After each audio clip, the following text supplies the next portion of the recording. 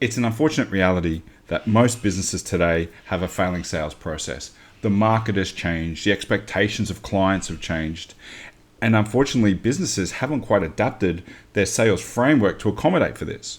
So this video today, I'm going to show you the critical elements you must have to close clients more consistently in your business. So first and foremost, you have to be able to lead a client to a sale.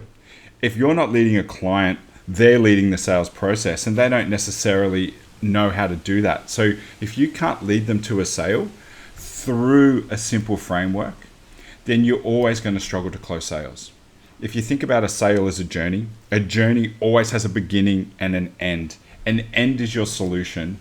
But most businesses only speak in solutions. What they don't do is clearly define the problems that their solution solves. So any sales framework or any sales process has to account for clearly articulating the problems that exist in their clients' businesses. Without it, there is too much risk involved, and there's too much hope that a client will naturally see the value of the solution.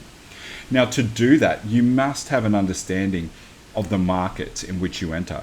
You have to understand, as businesses transition through the market, their requirements change and the buying personas will change, and so will the drivers of those buying personas.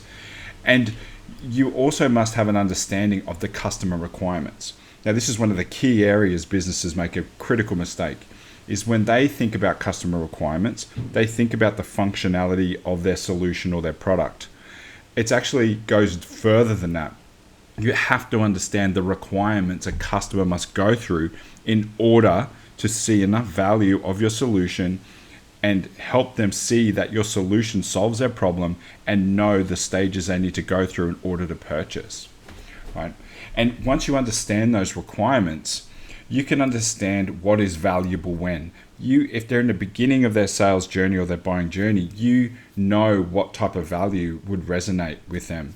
So you also want to be able to create a competitive advantage in any situation against any competitor that may be competing against their time or their attention. You need to know how to create that competitive advantage to stack the deck in your favor. You need to be able to demonstrate significant value over the alternatives or the status quo. A biggest competitor in any situation is indecision. So you need to be able to demonstrate significant value over the way they're currently doing things. And you need to know your real value. Again, this ties back into the buying personas or the drivers in a business. Your real value is aligned to what drives them. Value sits in the eye of the beholder. So you must understand what are driving those buying decisions and align your value as such. Now, you also must be able to prove your value from the very first interaction. Through your lead generation, you must be able to demonstrate that you know what you're talking about. You must be able to demonstrate you understand what their problems are, and you must be able to demonstrate the real solution that they're getting in their business, right? Now, if you can do this, you also need to be able to implement strategies to minimize risks. Sales process is full of risk. It's full of risk of things not going ahead, people's attention getting diverted, people changing roles. You have to have strategies to minimize this. The reason we want to adopt the conservative approach is salespeople, or in the sales function, people are inherently optimistic, but optimism can lead people to skip critical steps. So we want to have a conservative mindset to plan against all these things that can go wrong and put strategies into place. And that requires a proactive approach. Now, you're not going to learn all these lessons straight away. So the real key here is a continuous learning loophole, or always improving. Now, if the better you can do this, the better you will build trust with the market. And the better you'll build trust with your clients. The more you can build trust, the shortening of the sales cycle will happen as a consequence.